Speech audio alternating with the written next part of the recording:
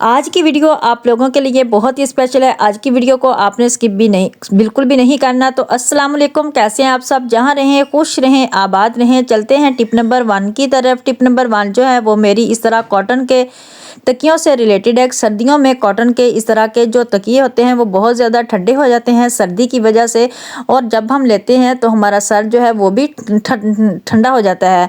आपने क्या करना है, आपके घर में इस तरह के पुराने स्वेटर या जर्सियाँ जो भी चीज़ें इस तरह की गर्म पड़ी हुई हों, आप उनको इस्तेमाल करेंगे। आपने क्या करना है, इस तरह जर्सी को आपने तकिए के ऊपर चढ़ा लेना है। चढ़ाने के बाद आपने इस तरह जर्सी के जो बाजू हैं उनको भी इस तरह से साइडों से आपने कवर कर देना है। देखिए, देखते जाइए जिस तरह से मैं इसके ऊपर चढ़ा रही हूँ।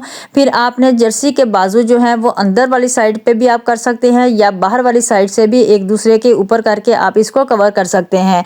तो इस तरह से फिर आप गले वाली साइड से भी आप इसको फोल्ड कर सकते हैं। फोल्ड करने के बाद आपने इसको क्या करना है कि देखिए, आपका तकिए का कवर जो है वो फुल गर्म हो जाएगा। जैसे मर्जी आप लेके चाहें इसको वो लेके सोएं तो आपको बहुत अच्छी नींद आएगी और बहुत ही पुरसुकून नींद आएगी। तो इस तरह से आपका सर भी ज़्यादा ठंडा नहीं होगा। इस तरह से आपने अंदर इसके बाजू गुजार देना है और दूसरा बाजू भी आपने इसी तरह से इसके अंदर गुजारना है और गले को आपने पकड़ के ऊपर से फोल्ड कर देना है। इस तरह से आपका तकिया जो है वो बिल्कुल कवर हो जाएगा। जिस तरह मर्जी आप चाहें इसको लें तो ये आपका बिल्कुल तकिया नहीं खुलेगा, बिल्कुल सॉफ्ट एंड नरम हो जाएगा। इससे आपके गर्दन में भी दर्द नहीं होगा और जिस तरह से हम सिकाई करते हैं इस तरह से आपके गर्दन को के पट्ठों को सिकाई की भी होती रहेगी और आपका सर भी बहुत नरम जगह पे पड़ा रहेगा। तो इस तरह से उम्मीद करती हूँ आपको जो मेरी टिप है वो बहुत पसंद आएगी। अगर पसंद आए तो वीडियो को लाजमी लाइक कर देना। इस तरह से टिप जो 2 है वो भी मेरी आप लोगों के लिए बहुत ही फ़ायदेमंद है। आपने करना क्या है कि इस तरह का टूटा हुआ जो हैंगर है उनको फेंकना बिल्कुल भी नहीं है। ये टूटे हुए हैंगर हमारे बहुत ही काम के होते हैं। तो आपने क्या करना है कि इस तरह से इसको ले लेना है। अगर हम इस तरह का आपके घर में इस तरह का हैंगर नहीं है तो आप दूसरा वाला हैंगर भी ले सकते हैं, न्यू हैंगर भी ले सकते हैं।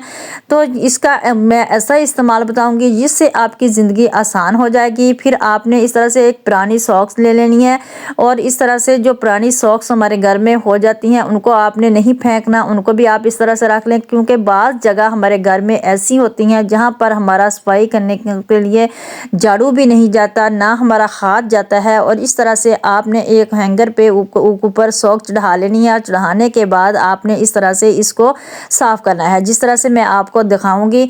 तो इस तरह से हमारे जो होते हैं फर्नीचर के नीचे आपको दिखा रही हूँ, इस तरह से नीचे से झाड़ू भी नहीं जाएगा और ना ही आपका हाथ जाएगा। तो इस तरह से आप नीचे इसको करके इससे अच्छी तरह से जो इतनी इसके अंदर नीचे मट्टी वगैरह होगी या जो भी गंद होगा आप इसको नीचे से निकाल सकते हैं। तो बहुत ही अच्छी टिप है ये आप लोगों के लिए, आपकी ज़िंदगी को आसान बना देगी और जितना भी गंद होगा बहुत ही आसानी से ये अंदर से खींच कर ले आएगा। छोटे छोटे बाल जो हम कंघी वगैरह करते हैं वो अंदर चले जाते हैं, या रुई वगैरह जो थोड़ी बहुत होती है या जर्सियों की जब हम पोछा लगाते हैं उनकी भी, तो वो अंदर आगे तक चली जाती है। ये देखें कितना गंद है, बाल हैं तो छोटे छोटे सारे जो इसके साथ ही सॉक की मदद से सारे आ गए हैं। तो इस तरह से ना तो आपको नीचे तक पोछा लगाने की ज़रूरत पड़ेगी और ना ही आपको झाड़ू लगाने की ज़रूरत पड़ेगी। एक हैंगर की मदद से आप अपनी इस तरह से क्लीनिंग कर सकते हैं। तो बहुत ही कमाल की टिप है, आप इसको लाजमी फॉलो करें। इस तरह से आपकी ज़िंदगी बहुत ही ज़्यादा आसान हो जाएगी और आपका घर भी साफ़ सुथरा हो जाएगा। देखते कितना गंद है जो इस तरह के मैंने एक सॉक के ज़रिए से सारा जो है वो इकट्ठा कर लिया है। तो प्लीज़ अगर आपको मेरी वीडियो किसी भी पॉइंट पे जाके अच्छी लगे तो आपने मेरी वीडियो को लाइक कर देना है और आपने मेरे चैनल को सब्सक्राइब कर देना है, अपने प्यारों में शेयर कर देना है। टिप नंबर 4 जो है वो मेरी इस तरह से कपड़ों से रिलेटेड है कि आपने कपड़ों को सर्दियों में किस तरह से ड्राई करना है। सर्दियों में कपड़ों को ड्राई करने का बहुत ही जो है वो मुश्किल तरीका आता है कि बाज़ का बारिश हो रही होती है या सर्दी इतनी होती है, धुंध इतनी होती है कि मोटे कपड़े जो होते हैं या यूनिफॉर्म होता है या हमारी सॉक्स होती हैं वो सर्द खुश्क नहीं होती। आपने क्या करना है, चूल्हे के ऊपर इस तरह से अगर हम खुश्क करेंगे तो हमारे कपड़े जो हैं वो खुश्क सूख जाएंगे। आपने इस तरह से एक पतीली ले लेनी है। पतीली को आपने गर्म कर लेना है। गर्म करने के बाद आपने चूल्हे को बंद कर देना है। इस तरह से आपकी गैस भी ज़्यादा खर्च नहीं होगी। और इस तरह से आपने गर्म करने के बाद इसके ऊपर अपने कपड़े रख देने हैं। हल्के हल्के से आपने इस तरह उलटते पलटते रहना है ताकि आपके कपड़े जो हैं वो गीले खुश्क हो जाएं और ना ही आपके कपड़ों का कोई कलर ख़राब होगा। बिल्कुल आसानी से इस तरह से आपके जितने भी कपड़े हैं वो खुश्क हो जाएंगे और ना ही आपकी गैस ज़ाया होगी। आपने फिर वक्फे वक्फे से इस तरह से चूल्हे को गर्म जला के अपनी जो पतीली है उसको गर्म कर लेना है। इस तरह से आपके चाहे जितने मर्जी आपके कपड़े गीले हों या आपने ड्राई किए हुए हों तो फिर इस तरह से आप कपड़ों को खुश्क कर सकते हैं। सर्दियों में ये बहुत ही बड़ी टेंशन होती है कि कपड़ों को किस तरह खुश्क किया जाए, क्योंकि धुंध पड़ती है और बारिश भी अगर हो जाए तो फिर तो और ज़्यादा मुश्किल काम हो जाता है। तो इस तरह से अगर बच्चों के स्कूल का यूनिफॉर्म हो गया या आपकी सॉक्स होगी तो आप इस तरह से इनको ड्राई कर सकती हैं। ये बहुत ही आसान सी टिप है, इसको आप लाजमी फॉलो करें तो आपकी सारी मुश्किलात जो हैं वो हल हो जाएंगी। कपड़े धोने से रिलेटेड जो जितनी भी आपकी परेशानियां होगी वो ख़त्म हो जाएंगी। ये बहुत ही आसान सी टिप, आप इस तरह से इसको रखें, गर्म करें और गर्म करने के बाद इनके ऊपर कपड़े रखें। ना तो आपको इस बार बार जो है को कपड़े को ज़्यादा टेंशन होगी कि हमारे कपड़े खुश्क नहीं हो रहे। इस तरह से बहुत ही आसानी से आपके कपड़े खुश्क हो रहे हैं। सर्दियों में ये जलेबियों वाली जो रेसिपी है बहुत ही अमेजिंग सी रेसिपी है कि आप इसमें गरम जो सादा जलेबी होती है इसमें आप दूध डाल के बच्चों को दिया करें, बड़ों को दिया करें। ये हमारी दिमागी सेहत के लिए बहुत ही फ़ायदेमंद है।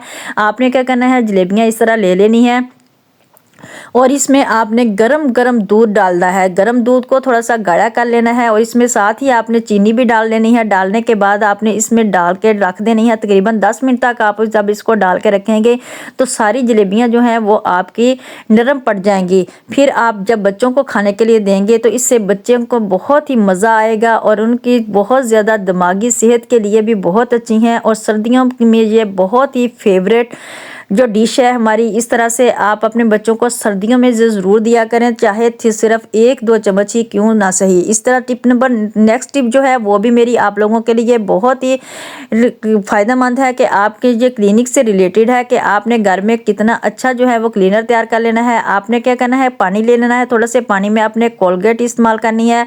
कोलगेट में के साथ आपने इसमें लेमन डाल देना है कि लेमन के ऊपर कोलगेट लगाने से आपकी सबसे बड़ी परेशानी जो है वो हल हो जाएगी। और आपने फिर इसमें लेमन डालने के बाद इसमें थोड़ा सा बेकिंग सोडा भी डाल देना है, यानी मीठा सोडा डाल देना है। डालने के बाद आपने इसको अच्छी तरह से मिक्स कर लेना है। जितने भी आपके चिकनाई वाले बर्तन होंगे या आपके कुछ शेल्फ होगी किचन की या आपके वॉशरूम की टाइल्स होंगी या आपके किचन केबिनेट्स होंगे, ये सारे इस क्लीनर की मदद से आप इतनी आसानी से साफ़ कर लेंगे।